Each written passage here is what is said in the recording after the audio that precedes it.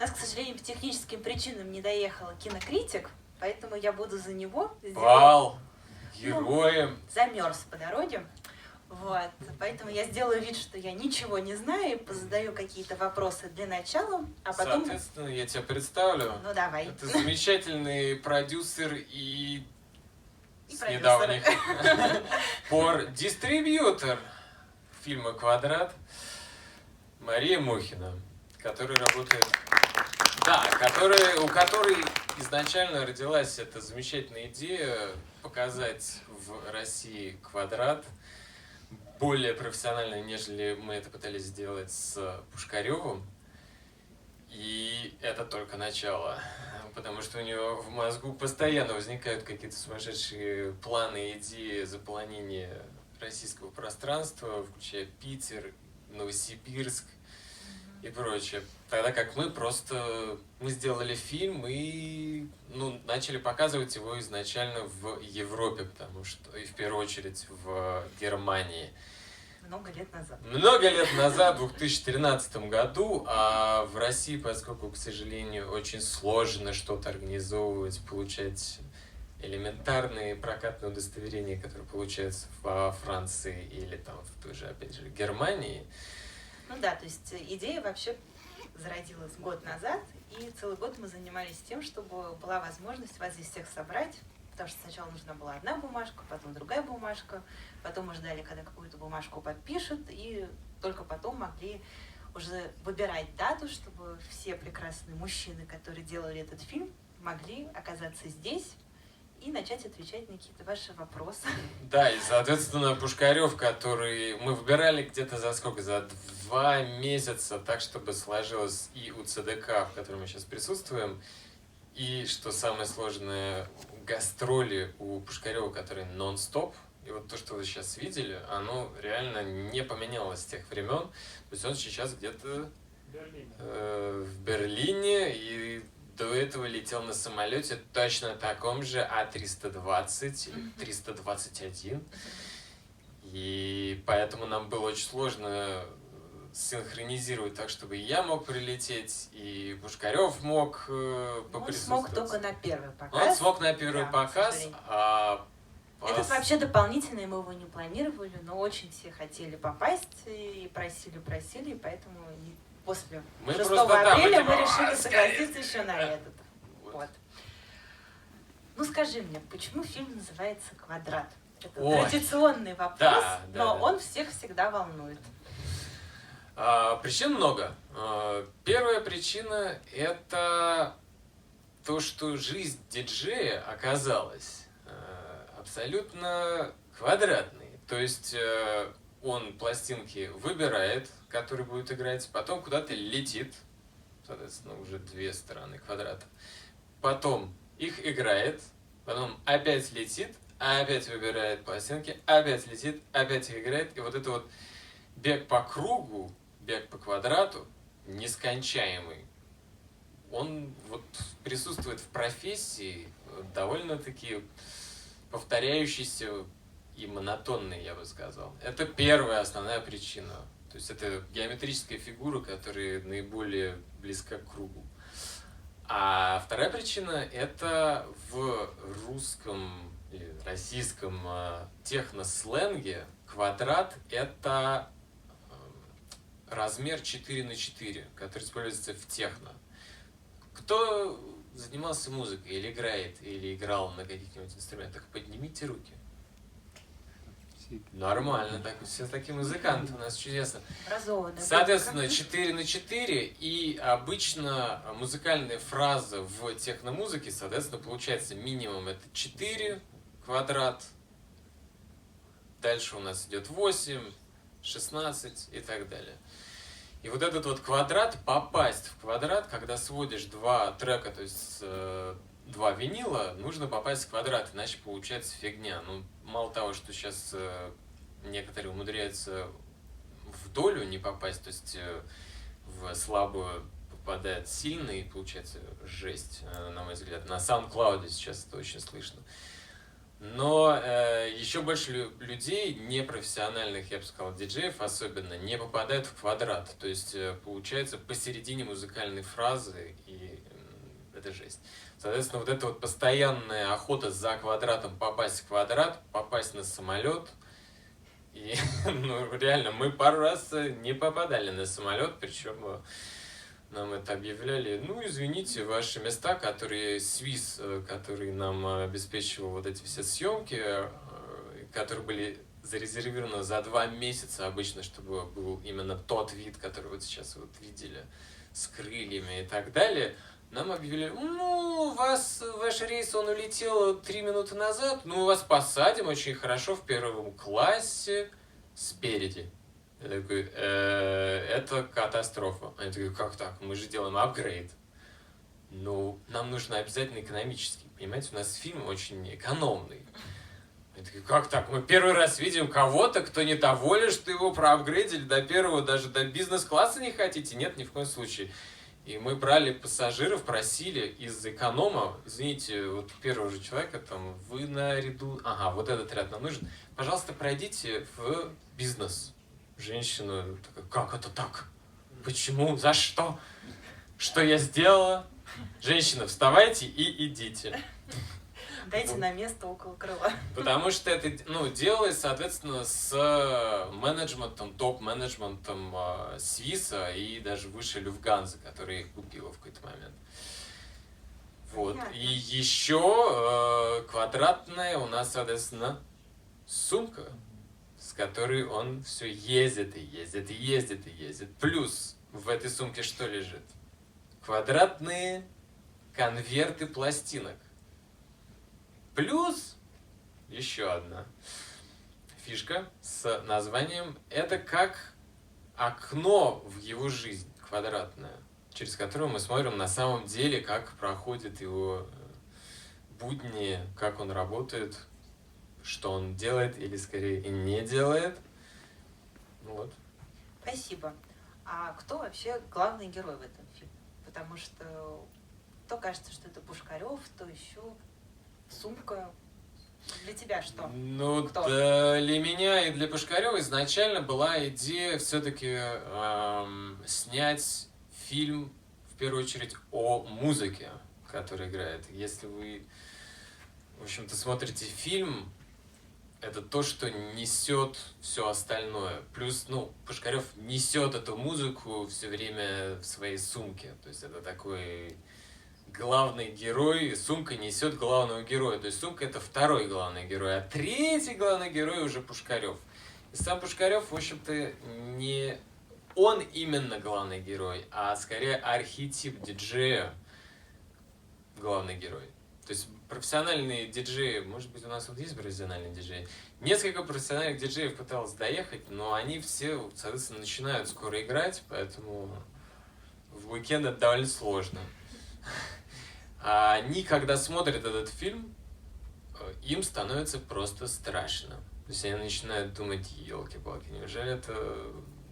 Зачем я это все делаю? И когда они видят вот эти вот переезды с румынами какими-то, с битыми лобовыми стеклами, или когда их встречают в аэропорту какие-то незнакомые люди, которые ни бы, ни мы, ни кукареку, говорят «Hello, are you DJ? Yes? О, proceed here». Не понятно, что это там, порешат дальше где-нибудь в этой деревне темной или что.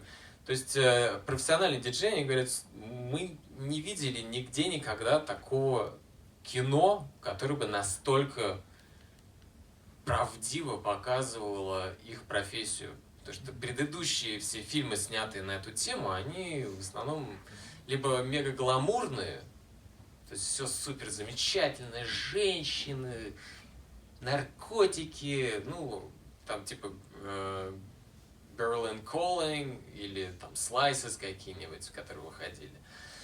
А так, чтобы было вот правда метко на самом деле, как оно происходит, включая клубы, в которых, в общем-то, может быть, вы видели, есть клубы, в которых замечательно все народ Пушкарев, а есть клубы, в которых очень все довольно-таки мутно, и народ вот так вот типа, что-то не то занюхал, и вот ну, так вот как-то что-то пританцевал. В общем-то, Пушкарев, когда выходил после каждого выступления, я типа спрашивал, ну чё, ну как? Он, никак, никак. Ну, то есть он был очень недоволен, и мы решили включить и этот вот кусок, вернее, куски клубов, в которых, в общем-то, ну, не алё, на троечку, на троечку, да. То есть мне, как режиссеру, это непростое было решение, потому что фильм от этого теряет в какую-то такую, в энергии, в мощности, в угаре.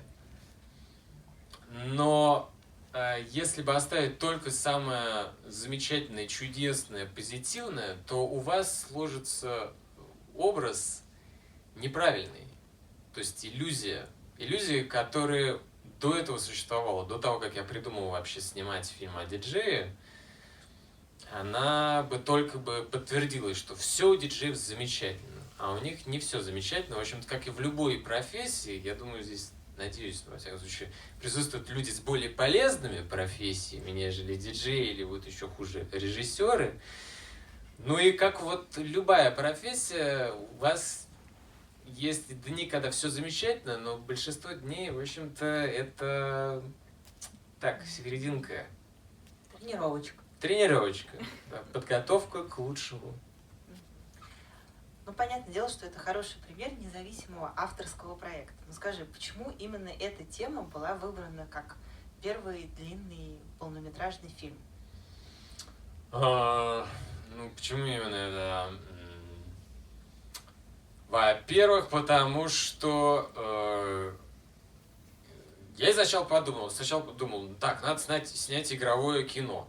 Полез на Википедию, потому что я совершенно не знал, как снимают кино. До этого я снял короткометражку, где я наконец-то понял, что, ой, елки-палки, оказывается, есть монтаж. Потому что то есть мне было 31 год. До этого я думал, что все снимают одним планом. Просто ставят камеру, и там «Звездные войны». «Звездные войны», или там «Броненосец Потемкин», который, кстати, тут у нас тайм-аут прям перед нами. И вдруг мне говорят, да нет, там как бы склейки и все такое. Окей, мне 31 год, и я даже не знал. Ну ладно. То есть я вообще ничего не знал. И когда я захожу на Википедию, то есть я не учился съемкам, продюсерству и прочему. Первое, что читаешь, это деньги. Деньги. Так, 5 миллионов на это, 10 миллионов на это, евро, не рублей. Я такой, окей, что-то как-то очень много денег получается, а за что и почему? И первое, что выясняется, самое дорогое, это люди. Я-то думал, я бывший фотограф, фотожурналист. И у нас, у фотожурналиста, в общем-то, самое дорогое, это камеру купить. Ну, дальше уже тебе все оплачивают, то есть перелеты, переезды, еда. А камеру купил, и все, замечательно. Ну, компьютер, окей, MacBook какой-нибудь, Pro. А тут выясняется, что Ария Alexa или еще какой-нибудь профессиональный вот этот аппарат, это фигня. То есть 60 тысяч евро. Ну что такое 60 тысяч евро? Это вообще не деньги в мире кино, оказывается. Оказывается, в мире кино это люди, которым надо платить деньги. То есть это актеры в первую очередь, их ассистенты, их мейкап, который делается, ну, на самом деле, более руссоспособный товарищ, нежели у меня. Смета на кино очень длинная. Длинная, то есть и там, дорогая. Я не знаю, где-то 5000 строчек в бюджете. Я подумал, окей, хорошо. А есть ли какой-то способ это дело все как-то уменьшить? И первое, что мне пришло в голову, а что если снимать кино без актеров? Да не надо им платить за еду, за работу. А что если снимать кино без освещения какого-то специального? А что если снимать кино без звуковиков, без людей, которые наводят на фокус, без... Вообще, вот минимально все сократить. Что получится? Ну, что получится? Получится только документальное кино, потому что, вон она, жизнь есть, камеру включил, и давай, снимаем. Поэтому я решил, хорошо, если полнометражное, то документальное. Ну, окей. А документальное о чем? Дальше я полез в Википедию смотреть, окей, о чем документальное кино снимают обычно? Снимают обычно о какой-нибудь войне, о каких-нибудь там эпидемиях, великих ученых. Все умерли обычно. Давно уже, Ван Гоги всякие. Я думал, так, я не хочу, я хочу про вот сегодня. Это раз, а два, я параллельно выяснил, что режиссеры также работают, хорошие режиссеры, как и фотожурналисты. То есть они долго и тщательно готовятся к проекту и снимают в основном то, что им хорошо известно. То есть Майкл Мэнн, когда снимал «Хит», соответственно, это «Схватка», по-моему, по-русски, он готовился 15 лет. Писал сценарий, встречался со всякими там зэками и этими авторитетами, выяснял, как там у ментов что происходит. 15 лет, чтобы только начать что-то там снимать. Поэтому я решил, окей, замечательно, что я хорошо знаю? Я техноиндустрию хорошо знаю. Я начал слушать техно, когда мне было 14 лет, соответственно, 1994 год. И с тех пор я очень много фотографировал, то есть я знаю, что это дает как картинку, как это работает как музыка. Окей, у меня есть музыкальное образование, и я решил выяснить, окей, а что кто снимал? И вот тут как раз то, что я уже рассказывал, выяснил, что, оказывается, снято очень мало, и существует огромная дыра информационная. Нет фильмов о том, как на самом деле. И я подумал, так, минуточку, надо закрыть эту дыру и снять о диджее. И снять, причем реалистично, снять не о том, какой он замечательный, уникальный, прям расчудесный, а скорее о том, что это профессия, которая не особо сильно отличается от профессии любой другой, то есть которая требует постоянно каких-то усилий, постоянной работы и, в общем-то, зачастую довольно нудная. Вот так и родилась идея. Потом приезжает ко мне в гости Пушкарев в Париж, усаживается ко мне на диванчик, я ему говорю, слушай, Пушкарев, ты же замечательный диджей, у меня там куча твоих миксов, очень красивая музыка, давай о тебе кино снимем. Пушкарев сразу же вскакивает с дивана, начинает резко мыть мою посуду, всю. Я такой, о, интересный эффект. Ну и сразу же спрашивают, окей, а почему я и сколько это будет стоить? Ну я как начинающий продюсер говорю, так, ну нам надо купить камеру, Canon 5D, я слышал, хорошая. Я посчитаю, открываю MacBook, считаю, Excel, 20 тысяч евро. Нормально? Должно хватить. Ну, не хватило. Не хватило, совершенно не хватило. Пушкарев такой, а что, 20-ка что ли? И все что ли? Такой, да нормально, найдем 20-ку-то, елки-палки, нормально. Ну, в общем, перестает он мыть мою посуду, у меня там все равно 3 тарелки в Париже. И мы начали искать 20 тысяч евро. И я сразу могу забежать вперед, что фильм не стоил 20 тысяч евро, а стоил... В общем, я перестал считать, когда он перевалил через отметку 100 тысяч евро. Соответственно, сколько получается? 7 миллионов рублей, да, примерно? Ну, то есть курс сейчас 70, да? Какой сейчас курс? 74. 75? Так, ну 75 умножить на 100 тысяч. 70. Вот, ну много. И я уже вот все, в какой-то момент я решил перестать считать, и, соответственно, мы вот можем быть благодарны, в том числе нашему чудесному финансисту, продюсеру в России, который терпел вот мою эту дурь, потому что я когда прибежал и говорю, слушай, 20-ка, что-то, ну нормально. Он говорит, что-то как-то это мало.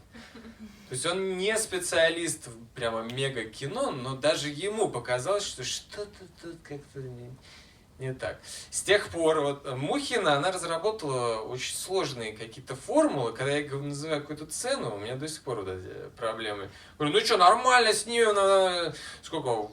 2 миллиона.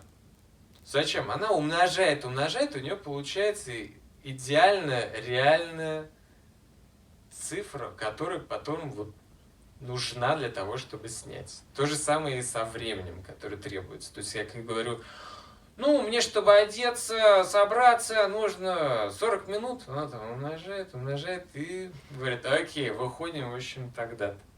Работает. Я не знаю, как ей это удается, но в этом, в общем-то, радость и фан, я бы сказал по-английски, работа в кино, потому что это команда. Команда совершенно разных людей, по-разному, в общем-то, решающие проблемы. И если вот один такой есть дурак, то кто-то подстрахует. Кто-то поумнее скажет, но есть нечто более разумное. Ну вот, говоря о профессиях и командах, ты на этом проекте, мне кажется, каких только ролей не исполнил. Ты был и режиссером, и оператором, и звукорежиссером, и монтажером, и музыку отбирал, и все своими руками. Скажи, пожалуйста, почему был такой выбор? Ты никому-то не доверял или хотел так оптимизировать свой бюджет, или это какое-то желание контролировать? Ну, просто расскажи. Конечно, контрол-фрик, да, нет. Ну, то есть, почему И так, чтобы титры были только я везде, да, я. Понятно. Это, Нет. короче, эгоцентризм.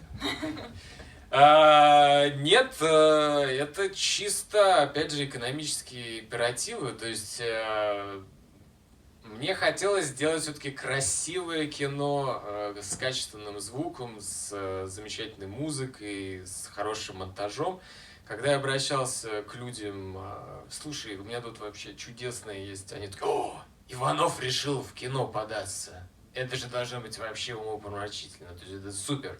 Хорошо, а что за проект и сколько, главное, времени? И я говорил, ну, съемки 12 месяцев, в результате получилось короче, 10. Я очень собой горжусь. Постпродакшн, конечно, у нас затянулся, то есть получился год вместо там 6 моих предполагаемых месяцев.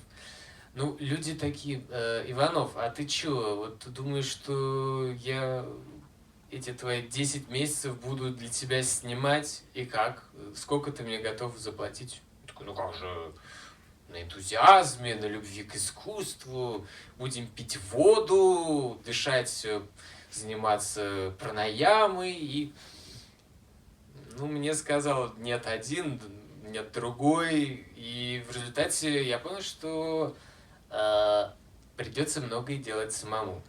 Хотя сейчас вот то, что я работаю над проектами, которые последовали, я пытаюсь максимально дать развернуться другим людям, потому что в кино именно вот эта возможность режиссеру указать как такой коридор, задать направление по этому коридору для людей, которые могут выражаться, в общем, довольно свободно в рамках этого коридора. Это замечательно. И можно побольше поспать, потому что мы особо вообще не спали с тем же Пушкаревым. То есть вообще это техническая была необходимость. И некоторые ситуации были прям мега жесткие, например, когда я снимал вот эти вот все переезды на машине, когда Пушкарев просто выходил где-то там в Москве или еще где-то похуже на дорогу, такой ловит первое же попавшееся такси. Я такой, Пушкарев, а разрешение? А если там... Он такой, надо ехать, опоздаем.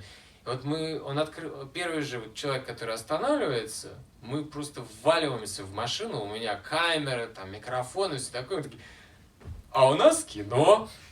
Мужик там уже, я не знаю, какой у него конец смены, такой весь. И тут, что такое, какое кино? Мы такие, вы как, хотите поучаствовать? Полнометражные, фестивали, слава, мы вас в титры засунем, все такое. В это время мне приходилось наводить на фокус, выстраивать звук, который, естественно, мужик там орал от ужаса, или плакать начинал, или вообще мы куда-то не туда ехали, потому что он терял вообще все понятие о том, где он находится, и вот он уже в кино, в раю. Ну, то есть, это как-то налаживать с ним контакт, что типа, хе-хе-хе, да, замечательно, а вы давно возите пассажиров по Москве, ну и так далее. То есть у меня мозги разрывались на кусочки постоянно. В итоге вывалились волосы. Насколько Да, мы в знаем. результате, да, в общем-то, мне много друзей рассказывало, что береги себя, надо следить за своим здоровьем. Я такой, нормально, нормально, нормально. Потом мне кто-то сказал, что вот когда я занимался прям такими же проектами, у меня вылезли все волосы. Причем у меня кучерявые длинные волосы были. И когда мы снимали в Питере, то есть это был первый месяц съемок, ребята делали behind the scenes, как это называется, ну, то есть съемки во время съемок. Называется это бэкстейдж. Бэкстейдж. У нас стейдж не было, но бэк было очень много. Видели? Все Пушкарев вот так вот идет бэк. Очень много его бэк, но стейдж не особо. И вот они мне показывают там через месяц. Я такой, господи, а что это тут у меня тут такое белое? Просвечивает. И мне ассистенты, они такие, особенно девушки, такие, ну, мы не хотели тебе говорить, но я такой, так, Пушкарев, ты же вон там брился, видели, да? Вот давай мне свою бритву, сейчас будем брить. И все женщины в коллективе, потому что у нас все равно сложился коллектив, они такие, нет, Иванов, ты чё, кучеряшки, так далее. Брем. Ну вот с тех пор как-то уровень стресса не особо упал, потому что тут какая-то киношная /рекламная фишка, они обожают это. Во фотографии, фотожурналистике такого не было. Даже когда на тебя какие-то там летят бомбы, как-то поспокойнее. Вот. Ну, потому что все понятно, сейчас тебя убьют. Ну чё, ладно. А тут какие-то постоянные... Тут правки. тут постоянные юридические какие-то сумасшедшие контракты. Вот, например, для того, чтобы получить это прокатное удостоверение, вдруг мне оказалось, что мне нужно вспомнить право. Все. То, что я когда-то там 20 лет учил. Всех стран мы вспомнили право. Что... Да. И самому начать, потому что я пошел к адвокату и сказал, окей, слушай, мне тут надо контрактик. Он такой, да не вопрос. Первая консультация 2000 евро. А у меня это как-то в бюджете не было. Может быть, у кого-то есть вопросы из зала? А то мы тут так разболтались. Ну, у меня есть один. Есть ли выход из квадрата вообще? Я думаю, что нет. Как режиссер, я думаю, что в случае Пушкарева это его предназначение. То есть мы все-таки, каждый индивид по-своему уникальный и заточены под какой-то, ну скажем так, спектр жизнедеятельности. То есть как получилось, как там мама с папой постарались, плюс воспитали, плюс какой был социальный environment, забыл слово по-русски. И Пушкарев, ему повезло. То есть он рано еще там в школе обнаружил, что он хороший, именно заточен под диджейство. То есть, как вы видели, он спит вообще где угодно. Я не мог вот спать, ну окей, плюс я еще это все снимал, но даже когда я выключал камеру, я пытался, как Пушкарев, вот так вот подергаться и так... Ну, я дергался похоже, но не мог вообще заснуть, у меня все там тряслось, и... то есть я не оптимизирован под такой вот род деятельности, а он оптимизирован и до сих пор живет, и, в общем-то, да, он там страдает и так далее, но у него психика и тело оптимизированы под это, поэтому он, когда мы разговаривали прямо на такую же тему, видишь, он нашел себя и себе изменять не будет, поэтому, в общем-то, нет, диджеи, они пока могут, они, в общем-то, работают. Вот так по квадрату до до смерти. Ну, может, тебе микрофон или... Да нет, нормально. Давай. Так, если он страдает, так почему выбрал эту специальность? Твое мнение? Ну, мое мнение, и, кстати, мнение Пушкарева, в общем-то, оно совпадает в том, что вообще, я бы сказал, что все творческие работники, мы занимаемся этим, даже несмотря на страдания из-за того, что иначе не можем. То есть хороший творческий работник, он редко делает что-то из удовольствия. Он скорее делает это потому, что иначе он сходит с ума. То есть у Пушкарева образование бухгалтер. Ну, то есть, что с таким человеком произошло, если бы он начал заниматься бухгалтерией? Он до сих пор, кстати, я ему объясняю, что такое НДС, как там переводить с одного счета на другой. Ну, то есть, потому что у меня бизнес-школа за плечами, я как бы оказалось, что я бухгалтеру объясняю. Но он бы спился, или скололся, или еще что-то. То же самое со мной, когда я начинаю заниматься чем-то не творческим, все, мне начинает болеть живот, причем так серьезно, то есть в больницу, или голова, или еще чего-то. То есть я чувствую себя абсолютно вне жизненного какого-то контекста. Поэтому это скорее такой выбор, от которого выживаешь. А удовольствие это все-таки бонус, который появляется, когда есть коннект с публикой, которая танцует, когда эта публика час назад была абсолютно вялой и ничего не хотела, а тут она там начинает что-то потрясываться. Причем я когда монтировал, я был в ужасе, потому что люди, оказывается, трясутся не в ритм, а вот как-то рандомно. То есть я думал, окей, а на что ориентироваться? На то, что там вот один человечек правильно, а 20 вокруг вообще неправильно и непонятно как. То есть, или там люди хлопают даже в ладоши мимо.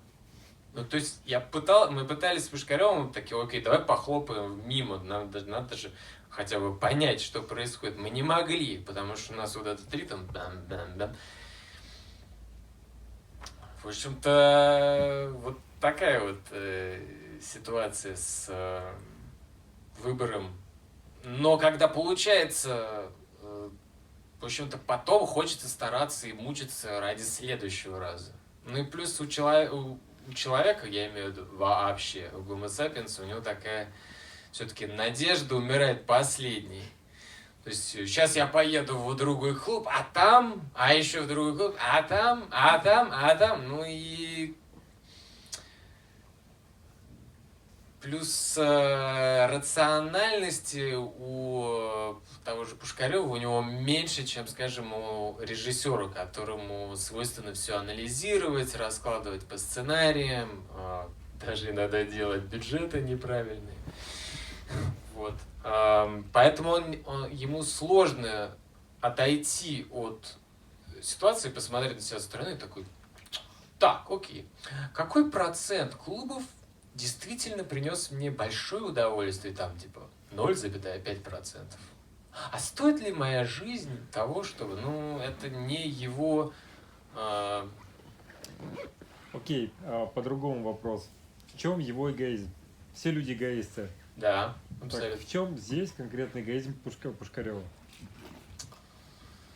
В чем здесь эгоизм Пушкарева?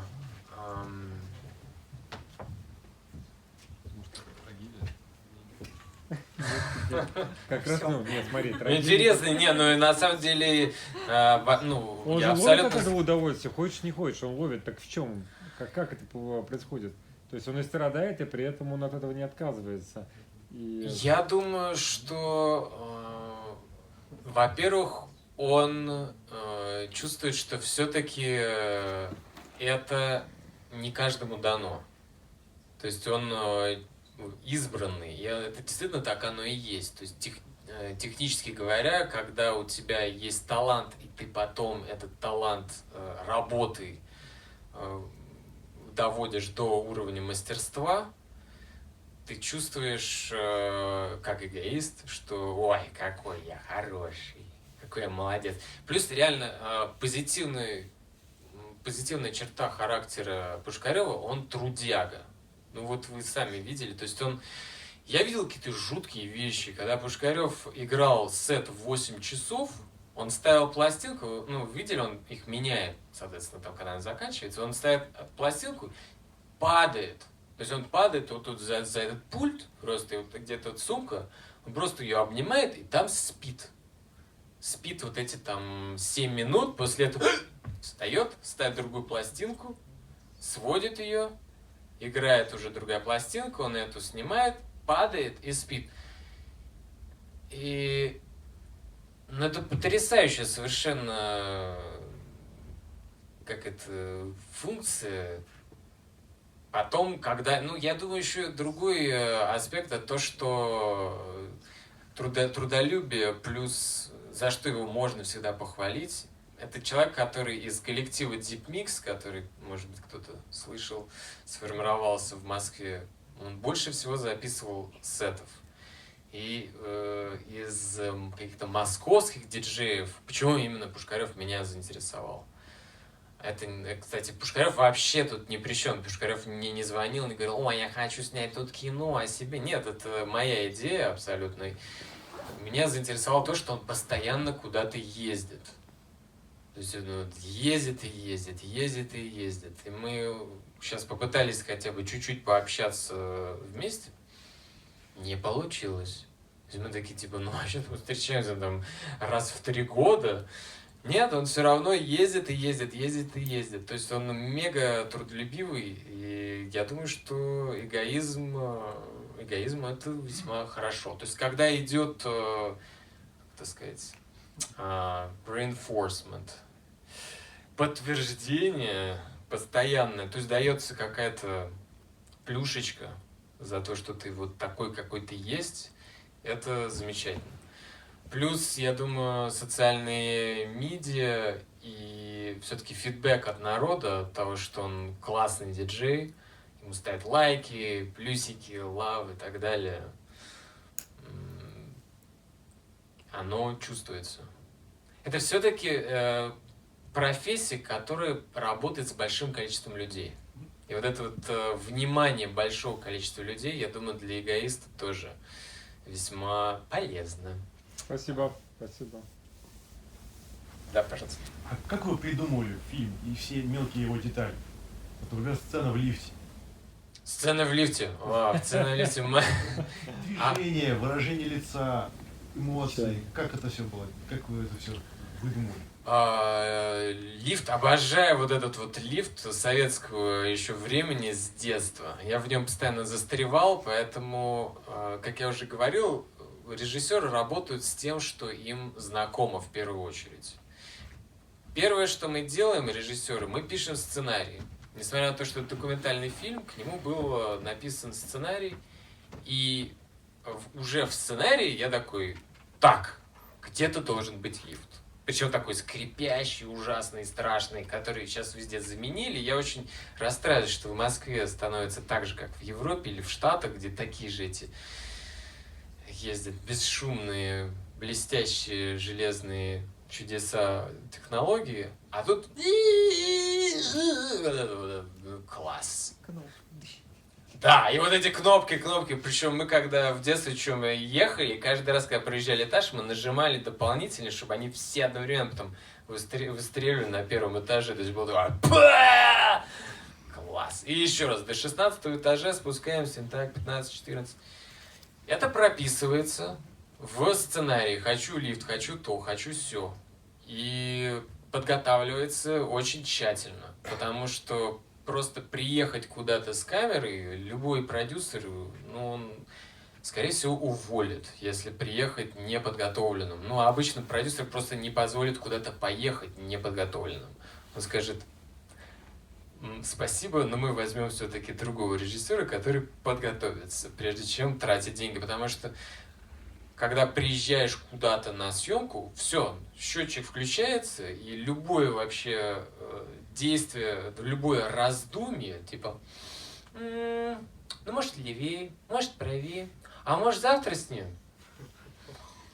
Они платят зарплату людям, они договариваются о местах, и именно на эту дату, поэтому приходится планировать максимально. Мне повезло. У меня в голове эти фильмы все, они уже готовы. То есть, прежде чем я куда-то начинаю что-то снимать, они уже все. У них есть звук, у них есть картинка, они смонтированы, титры там, все готово. Потом у меня очень мучительный процесс, мне надо это все на бумажке другим людям написать, что будет лев, потому что они не в моей голове, к сожалению. Им нужно понять, что действительно у чувака что-то там в голове имеется, а не какая-то пустота звенящая. И мантры ом. Ну вот, а так-то довольно муторный такой методичный процесс, где прописывается максимальное количество деталей. Чем больше деталей, тем лучше. А потом происходит такая вещь. Ты все готовил. Причем это делают все нормальные режиссеры. Тут же Тарковский, я не знаю, там Бергман, еще кто-то. Но все они, меня включая, приезжают, и тут оказывается, что а выражение-то у Пушкарева совсем какое-то не такое. То есть из воска сделан чувак. Никаких выражений, кроме нету. А Пушкарев, а можешь вот так? Ну, нет, не может. Надо что-то придумывать, какие-то другие альтернативы. Это случается со всеми режиссерами. То есть, если возьмете того же Тарковского, когда они снимали «Зеркало», у них внезапно загорелась изба рядом. То есть, это не было ни в каком сценарии. И Тарковский такой: о, дождь идет, изба горит. Супер. Надо то же самое сделать. Потом они подожгли специально, то есть этого не было запланировано. И вот таких вот ситуаций было куча. То есть мы приезжаем, сейчас будет, а оно не сейчас и не будет. Оно совершенно по-другому. Но надо быстро как-то трансформировать то, что задумывал. И зачастую получается лучше, чем задумывал. Главное не оставаться таким, как это сказать, получше, как скульптуры, то есть, так, у нас план, я хочу только так, а изба, которая вот горит, потушить и построить новую на этом месте и выключить этот дождь, который на нее идет, что за ужас. То есть тут есть и элементы художественного кино, и элементы документального кино, и импровизации. Верно? Абсолютно, да. То есть, когда я думал о чисто документальном кино, я понял, что на документальном кино не получится передать опыт работы диджея. То есть, если вам показывать, вот так, значит, берем, вот тут диджей берет винил, пластиночку номер 1, ставит, она начинает вращаться. На вращающий диск устанавливается игла, считывающая колебания, преобразующие. Окей, супер. Получается замечательное руководство к эксплуатации винил-проигрывателем и как сводить музыку. Но это lynda.com, я не знаю, в России известно, неизвестно. То есть это такие обучалки, обучалки, как быть диджеем. Фильм не про это. Фильм про то, как на самом деле живут диджеи. То есть не о технической стороне, как свести. Довольно это просто. Вот люди, которые поднимали руки, играющие на инструментах, играть даже на, возьмем что-нибудь попроще, на гитаре шестиструнной гораздо сложнее, нежели сводить не картинки, а пластинки. Играть, соответственно, сколько у нас там октав фортепиано, или возьмем еще что-нибудь похлеще, какой-нибудь орган, в 100 раз сложнее. А делать фильм о том, как просто свести 2 пластинки, я не хотел. Я хотел снимать кино о том, что, в общем-то, любая профессия, она содержит не только какие-то позитивные, но и негативные аспекты, и чем именно эта профессия отличается от других профессий. Мне кажется, тебе это удалось. Есть ли какие-то еще вопросы? Да, пожалуйста. А сам Пушкарев, главный герой, он просил себя каким-то образом показывать? Или вот Да. представлен был как вот... Возвращаемся к этой замечательной сцене у меня дома в Париже. У меня такая подводная лодка, сколько там получается? 13 квадратных метров. Да. Включая туалет, включая ванну, кухню, мою мастерскую. И столовую. Столовую, да, мы тут Преображенского слушали, чудесно, который уплотняется. Он сказал, окей, хорошо, давай все-таки снимем, идея чудесная, но мне важно, чтобы было так, как на самом деле. То есть это первая просьба, я хочу, чтобы ты снимал так, чтобы это было правдиво. И выяснилось, что если я его буду снимать документальными методами, то есть поставил камеру, взял интервью, то не получается правдиво. Получается не так, как на самом деле. Ну, я думаю, так, а что это вообще за парадокс такой странный? Начал читать про художественное кино, и выяснилось, что в художественном кино есть гораздо более широкий арсенал средств, которые позволяют передавать правду. Об этом очень хорошо писал в свое время Кисловский, Кисловский, польский режиссер, замечательный, который начинал с документального кино, а потом ушел в игровое кино. И он сказал, что он уперся в какой-то потолок в документальном кино из-за того, что многое в документальном кино невозможно заставить людей заниматься сексом или там еще что-то делать, реальных людей. То есть, которые действительно существуют, у которых имена, фамилии, потом их там, не знаю, вот, мы видели так голову, как-то там, ну и так далее. Поэтому он начал снимать свою эту трилогию Bleu, Rouge, Blanc и так далее. Мы поэтому сразу решили, что какие-то куски будут документальными, а какие-то куски придется снимать стандартно художественными методами. То есть дубль один, например, когда вот он в чудесном этом лифте ездит. Вы что думаете, он один раз так зашел и сразу же все получилось? Нифига. Захожу я, и тут Пушкарев не в тот угол становится. Ничего не видно. Темнота, темный угол, а в нем, наверное, Пушкарев спрятался. Я такой, ну, здрасте. Кат! Ну, потому что по-английски я обычно говорю. Так, выходим. Нажимает Пушкарев, не тот этаж нажал. Собрался выходить, оказались на 5-м этаже. Окей, кат! Уже 2 дубля зарубили. Следующий дубль. Встал Пушкарев, и что-то у него зачесало. Ну, то есть ужасно. Следующий дубль. То есть вот это вот переснимали 1000 раз. Вот эта сцена. А выглядит совершенно, ну что там, зашел, вышел. Мы через этот подъезд ходили. Причем несколько раз я приезжал в Москву, чтобы этот подъезд снять. Уже он зашел, вышел с этой сумкой, и все получилось, чтобы все навелось на фокус так, как мне нравится, и так далее, и так далее. Какие-то вещи не получилось снять художественным методом. К сожалению, самолеты. Я все просил у Свиса, мы хотим 2 посадки. Так что был первый дубль, и если мне не понравится, мы сразу же залетаем.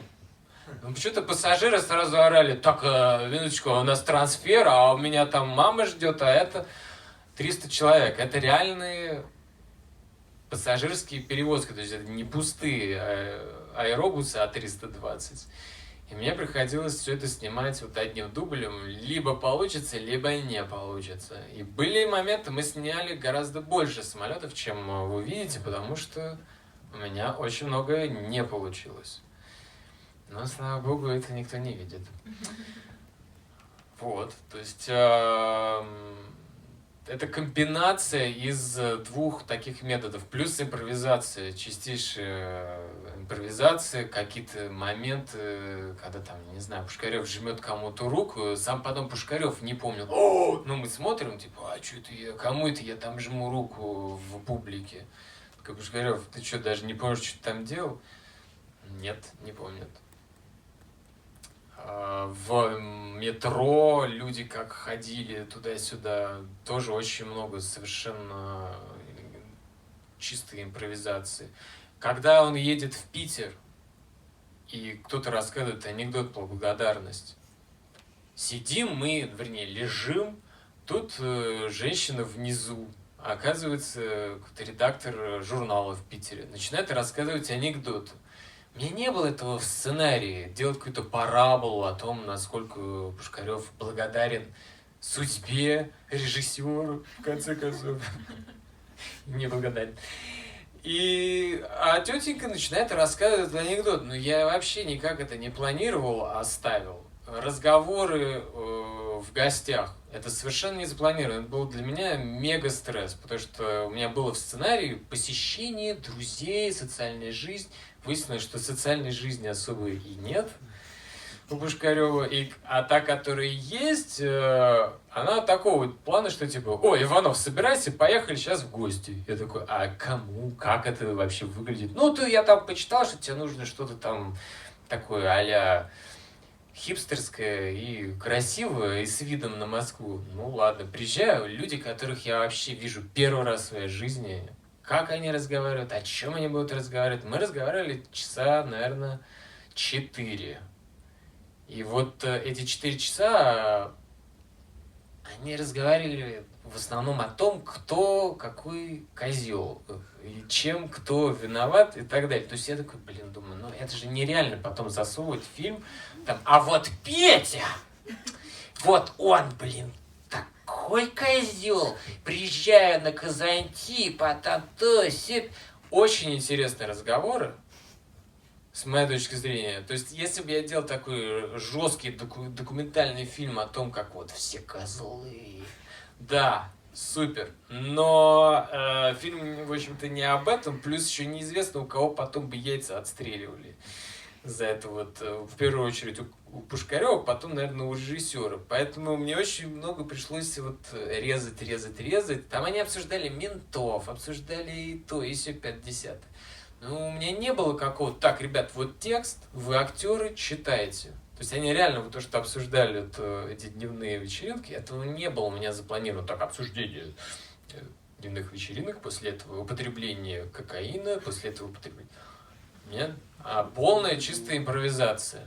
И может быть, это видно при монтаже, мне пришлось очень сильно заморачиваться потом для того, чтобы какие-то куски вырезать, или когда там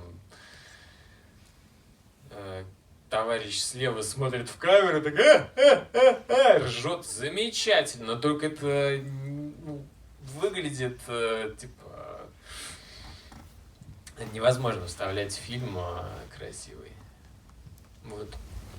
Уместно спросить, там в одной сцене Пушкарев сидит на берегу реки с троинкой. Да, это такое Кама. Документальное изображение его флешбеков, которые он на самом деле так переживает. Да. Именно. Но он не сказал, значит, об этом, что вот он так представляет.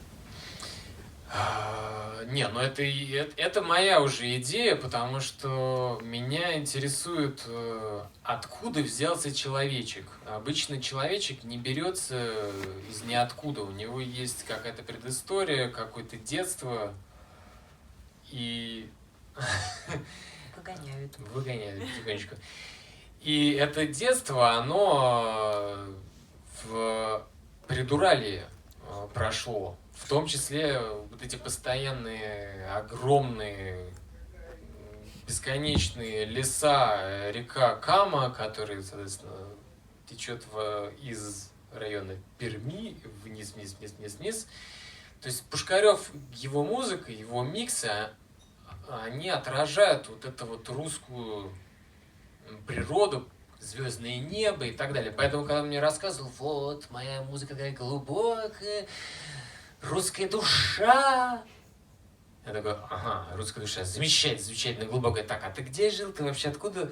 Я из Воткинска. Я такой, что такое Воткинск? Это где? Ижевск. Я такой, а это где? Ну вот, да, в России. И он говорит, это такой город. Приезжаем, я такой, а где город? Я вижу деревня. Это не деревня, это улица Кирова. такой, как это улица Кирова? Здесь я вижу вот эти канавы. Это улица Кирова. Там нету туалетов, нету даже телефона такого наземного. Ну, то есть я был несколько в шоке. Поэтому я решил это показать, потому что где бы он ни был, он сейчас живет, соответственно, в Берлине, у него все равно вот это вот русское природное, оно прет, и его постоянное желание это back to nature, то есть он работает в больших мегаполисах, но ему все время хочется на природу, коровы пасутся там всякие, что там еще пасется, я потому что очень городской житель. И вот вид на горы или на речку, какую-то озера. Но в основном эти все горы, озера спит. Я ему говорю, так вот в Швейцарии, ты что, Пушкарев, просыпайся. Все проспал. Я решил это вставить в фильм. И он об этом постоянно в реальной жизни вспоминает. О том, как было. И как, может быть, когда-нибудь станет, когда он будет мега богатым, ну, я не знаю, когда это произойдет. Ну да, давайте закончим на то, что надеюсь, что это все-таки когда-нибудь произойдет, у него будет замечательный маленький домик с личным аэропортом и коровками, из которых он будет летать на маленьком самолетике быстрее и эффективнее, нежели сейчас, через Цюрих, вот так вот. И будет радоваться природе. И музыки, которая из этой природы получается. Да, на этом, наверное, мы будем закругляться. Спасибо большое, что провели этот вечер с нами. Вам Нам спасибо. очень приятно.